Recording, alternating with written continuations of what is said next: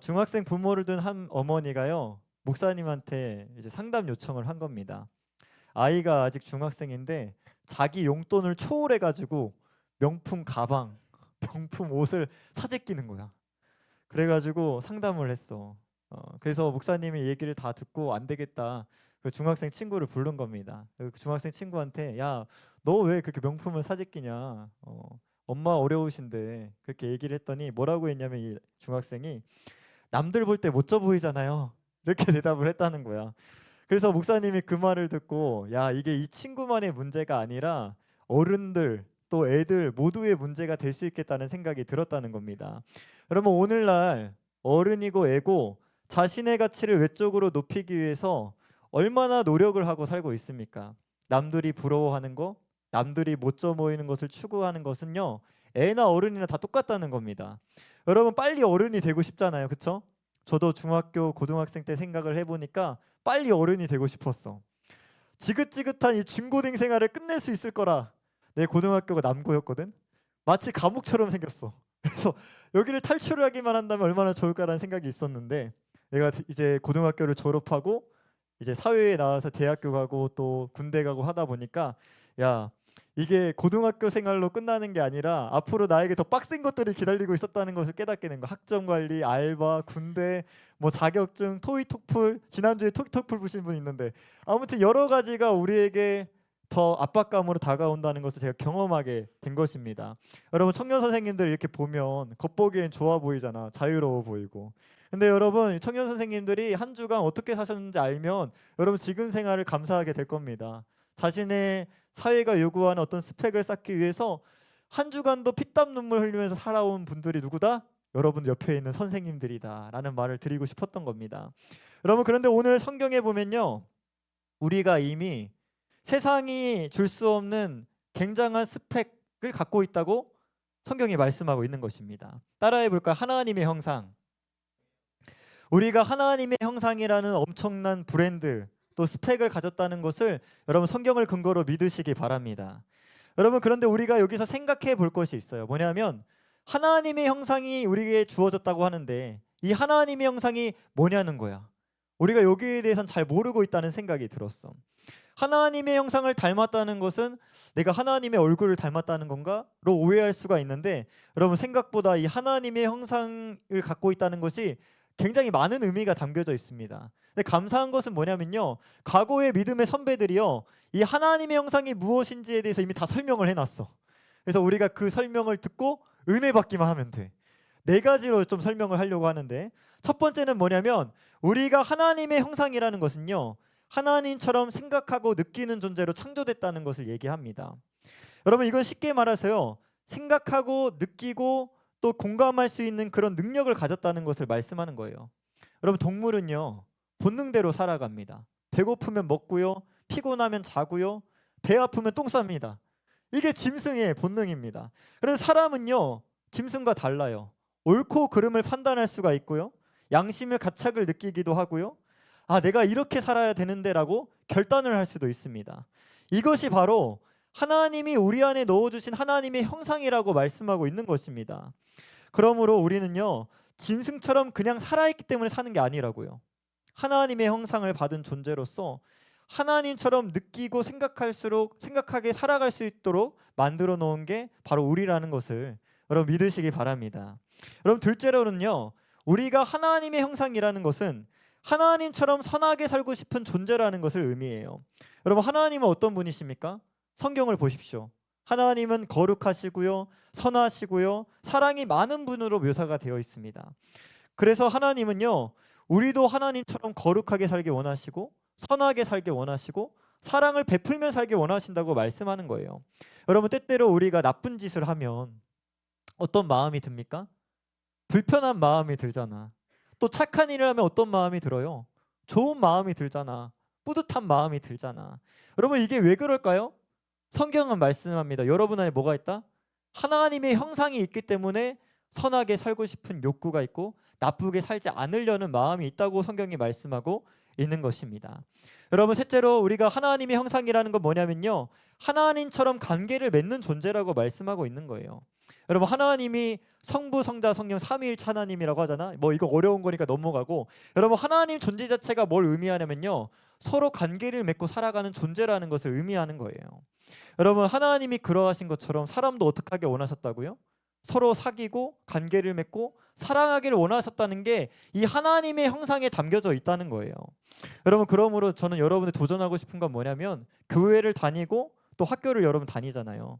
여러분, 관계 안에서 여러분 스스로를 좀 소외시키지 않았으면 좋겠어. 여러분, 스스로를 벽을 막아놓고, 저도 옛날에 그랬거든요. 나만 손해야. 하나님이 그렇게 안 만드셨다니까. 하나님과 관계, 사람과의 관계, 또 세상과의 관계 안에서 서로 누리고 사랑하도록 만드셨는데, 여러분들이 그것들을 차단하지 않을 수 있는 저와 여러분들 되길 소망합니다. 하나님과 사람과 또 세상과 적극적으로 관계 맺는 것, 이게 하나님의 형상을 받은 우리의 모습이라고 말씀하고 있는 겁니다. 마지막으로 우리가 하나님의 형상이라는 것은요, 하나님처럼 하나님이 맡겨주신 것들을 관리하고 다스리는 것을 의미합니다. 여러분, 하나님은 세상을 창조하시고 다스리는 분이죠. 성경 곳곳에 보면요, 하나님을 뭐라고 얘기하냐면 왕이라고 얘기해요. 왕은 뭐 하는 사람입니까?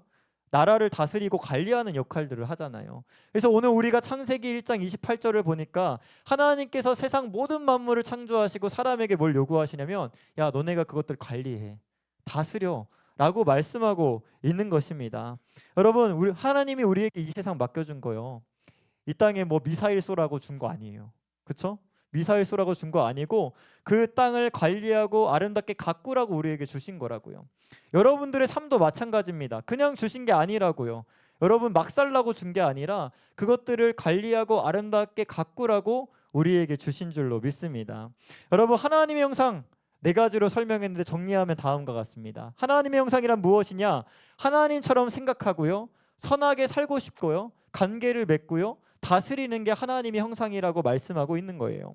여러분, 우리가 이런 하나님의 형상으로 창조되었다는 사실 자체만으로도 여러분들, 우리는 명품 인생이라는 것을 인정해야 될 줄 믿습니다. 우리가 그러므로 세상 사람들처럼 외적으로 뭐 명품을 꾸밀 필요가 없어. 왜? 우리 존재 자체가 이미 뭐라고?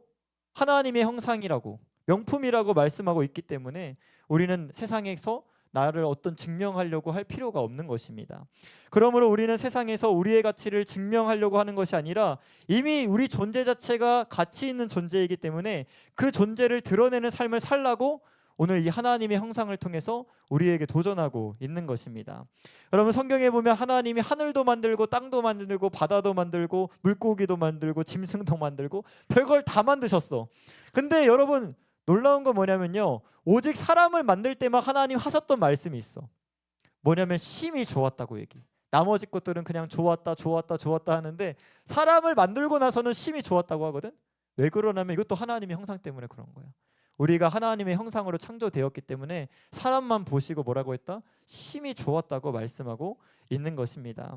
여러분, 도전합니다. 여러분들이 여러분들의 정체성을 어떤 세상의 근거에서 두지 않기를 원합니다. 여러분, 학교에서 여러분들 고기 등급 나누잖아요. 요즘 5등급까지로 바뀌었다고 제가 들었던 것 같은데, 마지막에 나 때는 1등급부터 9등급까지 있었어. 나의 수능 점수는 334였어. 등급이 나눠진단 말이야. 등급이 나눠져. 근데 여러분, 여러분들의 가치는요, 그런 세상의 등급으로 매길 수 없는 하나님짜리 가치라는 것을 믿으시길 소망합니다. 목사님이 교회를 다니면서 성경 일독을 했다고 했잖아. 근데 제가 성경을 읽으면서 제가 발견한 게 뭐냐면요, 하나님이라는 분도 알게 됐지만 내가 누구인지를 알게 되었습니다. 창세기 1장 26절과 27절을 근거해서 제가 뭘 알게 됐냐면, 나는 하나님의 형상이구나. 나는 하나님의 형상이기 때문에 그냥 나의 존재 자체로 하나님께 소중한 존재구나라는 것을 제가 깨닫게 되었습니다. 제가 그것을 깨닫고 나니까요, 남들의 시선에 좀 자유함을 얻게 됐어요. 그리고 남들에게 눈치 보지도 않고 그저 내가 받은 그 하나님의 은혜를 어떻게 하면 흘려보낼까로 내 삶이 다시 재정렬되더라고. 저는 오늘 이 예배가 여러분들 삶에 그런 재정렬이 일어나겠으면 좋겠습니다. 더 이상 남들의 시선에 너무 속박되지 않고 하나님의 가치를 드러낼 수 있는 삶으로 나아가는 저와 여러분들 되게 소망합니다. 여러분, 하나님의 말씀 안에서 나의 정체성을 찾는 문제는요, 정말 중요합니다. 여러분, 청소년 시기가 자기 정체성을 찾는 시기라고 얘기를 하잖아요. 여러분, 이 시기에서 여러분들 반드시 해야 될 게 뭐냐면 내가 누구인지를 성경에서 찾는 일이야. 이게 안 되잖아? 그러면 많이 봤어요. 나도 그랬고, 대학교 가서 방황하게 돼. 어렵게 대학교 갔잖아, 성적 받아서. 서울대 간 친구가 있었는데 자기가 누군지 몰라가지고 적성에 안 맞는다고 때려치더라고. 그 어렵게 들어간 서울대학교를. 여러분, 도전합니다. 오늘 말씀 안에서 여러분들의 정체성을 찾는 저와 여러분들 되길 소망합니다. 여러분, 우리가 한 달 동안 이제 정체성 시리즈로 말씀을 나눌 텐데요, 그 작업하는 거야. 말씀 안에서 뭘 찾는다고? 내가 누구인지를 찾는 거야. 그리고 거기에 뿌리를 내리고 살아가는 거야. 아마 여러분들의 인생에 이번 한 달간의 설교가 정말 중요한 설교가 될 거라는 확신이 저에게 있습니다. 여러분, 지그지글러가 쓴 정상에서 만납시다라는 책이 있습니다. 그 책에 보면요, 17년 동안 전응하로 산 빅터라는 소년이 주인공으로 나옵니다. 이 빅터라는 친구가요, 학교를 다닐 때 선생님으로부터 폭언을 들었어요. 어떤 폭언을 들었냐면, 야, 너는 왜 이렇게 엉뚱한 생각을 하냐? 네가 하는 생각들은 다 나쁘고 이상하다. 넌 전응하다. 너는 빨리 공부를 포기해야 된다. 그냥 나가서 장사나 해라. 이렇게 선생님이 반복적으로 이 빅터라는 소년한테 폭언을 날린 거야. 오늘날로 치면 불가능한 일인데 그 당시엔 가능했나 봐. 폭언을 날렸습니다. 근데 이 빅터가요, 계속 그 선생님의 말을 듣다 보니까 자기가 진짜 전응하라고 생각을 한 거야. 그래서 진짜로 중퇴를 합니다, 학교를. 그리고 밖에 나가서 노가다 이런 일들을 하게 됐어요. 근데 그렇게 17년 동안 노가다를 하면서 겨우 먹고 살다가 그가 32살이 되었을 때 우연찮게 회사에서 IQ 검사를 한 거야. 근데 IQ 검사를 했더니 이 사람의 IQ가 몇이었어? PPT 나오죠. 173, 천재였던 거야. 놀랍지? 천재였는데 자신이 이 검사를 받고 천재라는 것을 안 빅터가 그때부터 인생이 바뀝니다. 왜냐하면 이 IQ 검사를 믿기 시작했거든요. 아, 내가 천재였구나. 그럼 난 천재답게 살아야겠구나 하면서 자신의 인생의 이야기를 담은 책을 써요. 근데 그 책이 대박이 납니다. 그리고 사업적으로도 성공을 해요. 자기가 똑똑하다는 것을 믿고 사업을 하니까 또 사업이 되더라고. 그리고 마지막에 어떤 사람이 되냐면 전 세계에서 뛰어난 지능들만 모인다는 그 멘사의 회장으로 추대를 받게 됩니다. 여러분, 제가 이 책을 읽으면서 뭘 느꼈냐면요, 이 어린 빅터의 인생이 망가진 이유가 무엇일까? 선생님을 통해서 들었던 부정적인 이야기, 거짓 메시지, 물론 그거 맞습니다. 근데 여러분, 그 빅터가 그 선생님의 말씀을 거부할 수 있었지만 거부하지 않고 자신의 정체성을 그 말에 뿌리 내렸기 때문에 이 빅터의 인생이 망가졌다는 생각이 저에게 들었던 것입니다. 여러분, 도전합니다. 세상에서는 여러분들을 끊임없이 평가할 거예요. 비교할 겁니다. 근데 여러분들이 늘 그 평가에 여러분 정체성을 뿌려내리지 않고 말씀이 나에게 뭐라고 하는지에 집중할 수 있는 저와 여러분들에게 소망합니다. 여러분, 저는 이 자리에요, 오늘 하나님의 형상이라는 주제로 함께 말씀을 나누고 있지만 내가 하나님의 형상이라고 믿고 있지 않은 친구들이 굉장히 많을 것이라는 생각이 들었어요. 세상이 주는 거짓 메시지들 있잖아요. 너는 어차피 안 돼. 넌 꼴통이야. 넌 노답이야. 하는 이런 이야기들에 귀를 기울이고 있지 않는가. 우리 자신을 돌아봤으면 좋겠어요. 여러분, 이 시간만큼은요, 그런 생각을 다 뿌리 뽑고 오직 하나님이 주시는 생명의 말씀을 붙잡으면 좋겠어. 사랑하는 예준아, 예담아, 하나님이 너를 사랑하시고 내가 너를 하나님의 형상으로 지었다는 그 음성을 여러분 붙잡을 수 있는 저와 여러분들에게 소망합니다. 이것이 하나님이 저희를 향한 마음인 것입니다. 여러분, 자녀가 부모를 닮는 것처럼 우리는 하나님의 형상을 닮았습니다. 하나님의 성품, 하나님의 생각, 하나님의 모습이 우리 안에 있다는 거예요. 물론 우리의 죄로 인해서 그 형상이 왜곡되어 있고 망가져 있을 수도 있습니다. 그러나 우리가 예수 그리스도를 믿고 회개하고 주님 앞에 나아가면요, 하나님의 말씀을 근거로 이 하나님의 형상이 다시 회복되는 거예요. 이 형상으로 다시 살아갈 수 있게 되는 겁니다. 그럴 때 우리는 오늘 빅터의 이야기처럼 새로운 정체성을 찾고 새로운 인생을 살아갈 수 있게 되는 것입니다. 바라기는 여러분들의 그런 역사가 여러분 삶에 나타나기를 축복합니다. 목사님이 어렸을 때 20번 이상 읽었던 책이 있어요. 로마인 이야기라는 책인데 5권의 만화책으로 되어 있습니다. 제가 그 책이 왜 재밌었는지는 모르겠지만 그 책만 20번을 읽었어요. 그 책에서 제가 아직도 잊지 못하는 에피소드가 있습니다. 무슨 에피소드냐면, 여러분, 로마의 율리우스 시저라고 여러분은 카이사르를 알고 있는 역사책에서 배웠죠? 그런 사람이 있어. 그 사람의 어머니에 대한 일화가 나오는데요. 여러분, 기부인들이 하루는 이렇게 모임을 갖고 있었습니다.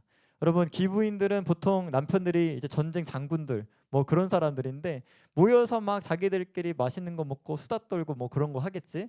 근데 이제 자랑을 하기 시작하는 거야. 이번 전쟁에서 우리 남편이 이집트에서 목걸이를 가져왔다. 막 그런 자랑을 막 하기 시작하는 거야. 근데 그때 한편에서 조용히 있는 율리우스 시저의 어머니가 발견하고 이 기부인들이 물어본 거야. 왜 당신은 자랑 안 하냐? 남편이 좀 전쟁에 성과가 없었냐? 막 이런 식으로 이야기를 했다는 거야. 근데 이 어머니가 갑자기 눈이 커져가지고 얘기를 하는 거야. 아, 나한테 소개할 만한 값진 부분이 있다고 하면서 잠깐 밖에 나가서 누굴 데리고 오냐면 자기 자식을 데리고 왔어. 그 당시에 율리우스 시저, 어린 시저와 여동생을 데리고 와서 딱 보여주면서 뭐라고 하냐면 이 두 아이가 세상에서 가장 값진 나의 보물이라고 보석이라고 이야기를 했던 것입니다. 저는 아직도 그 만화책에 나오는 장면을 잊을 수가 없습니다. 어렸을 때 너무 감동이 되었고요. 설교를 할 때도 감동이 됐습니다. 여러분 누군가에 있어서 보석 같은 존재라는 것을 믿으십니까? 여러분, 놀랍게도 성경에 우리를 보석이라고 말씀하시는 성경 구절이 있습니다.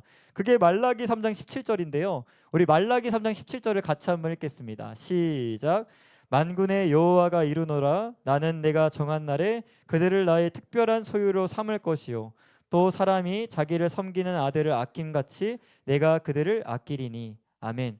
여러분, 하나님이 정한 날이 되면요 어떤 사람들을 특별한 소유로 삼으실 건데 그 어떤 사람이 누구냐면 하나님을 경외하는 사람, 하나님을 믿는 사람을 나의 특별한 소유로 삼겠다고 했어요. 그런데 여러분, 여기서 특별한 소유가 히브리어로 세굴라거든요. 이게 보석이야.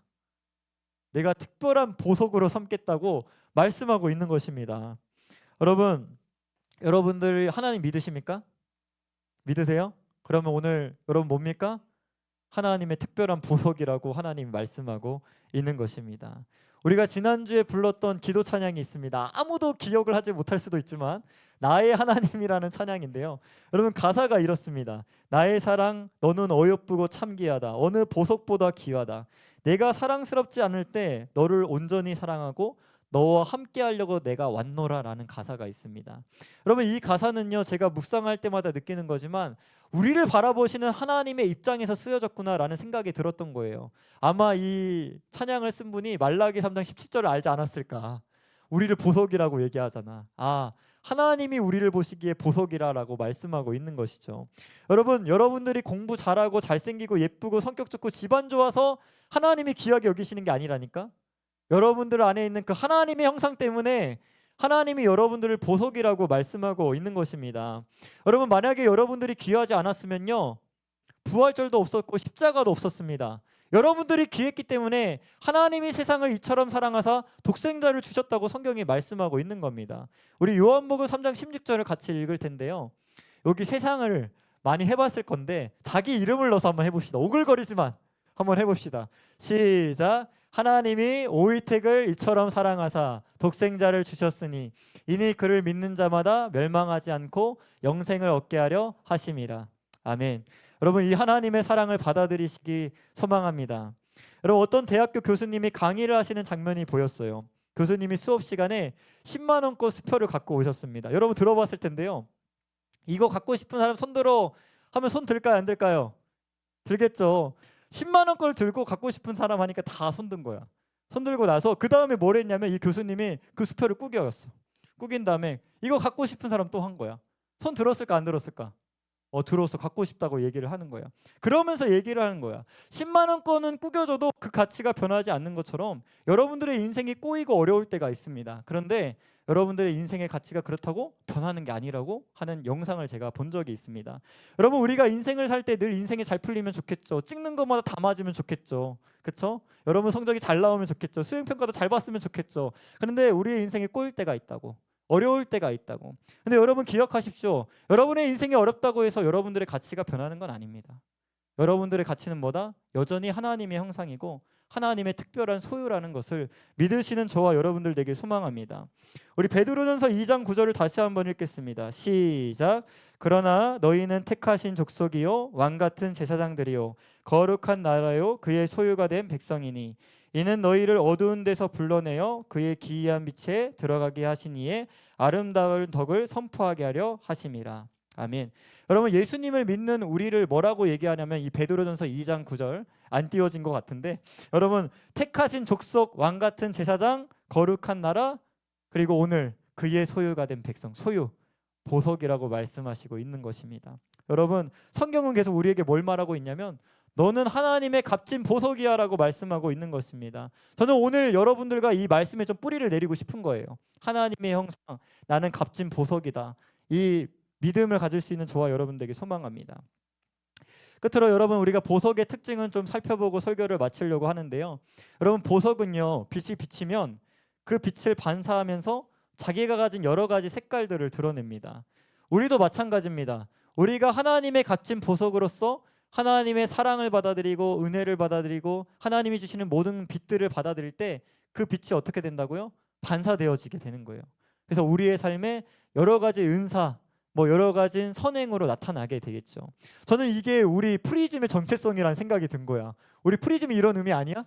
그렇지? 하나님의 값진 보석으로서 그 빛을 드러내는 사람, 우리가 그런 삶을 살 수 있는 저와 여러분들 되길 소망합니다. 여러분, 세상에서 어쩔 수 없이 사는 인생 살지 말자고. 좀 보석 같은 인생 살면 안 될까? 하나님의 값진 보석으로서 어떻게 하면 내 안에 있는 이 빛을 드러낼까? 라는 고민을 가지고 살 수 있는 저와 여러분들 됐으면 좋겠습니다.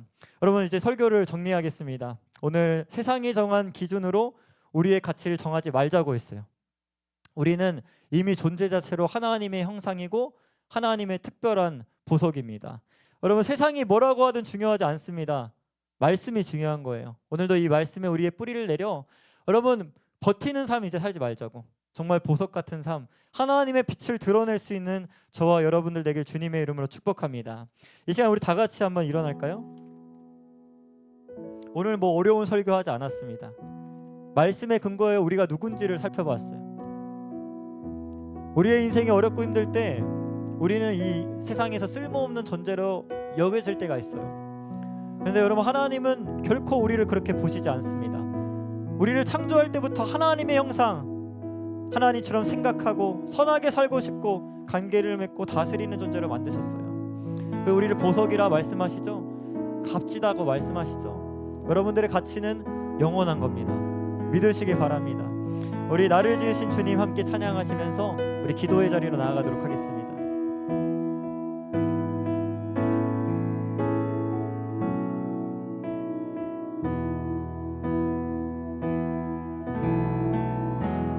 나를 지으신 주님,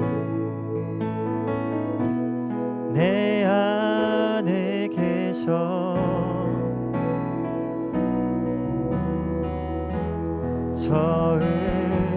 처음부터 내 삶은 그의 손에 있었죠. 처음부터 나를 지으신 나를 지으신 주님, 내 안에 계셔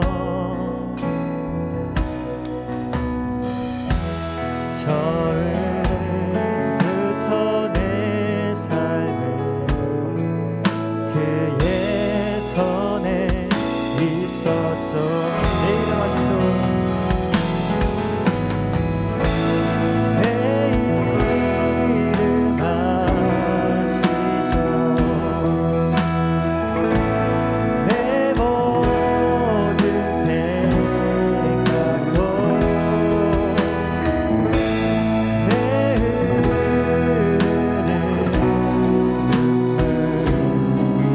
그가 닦아주신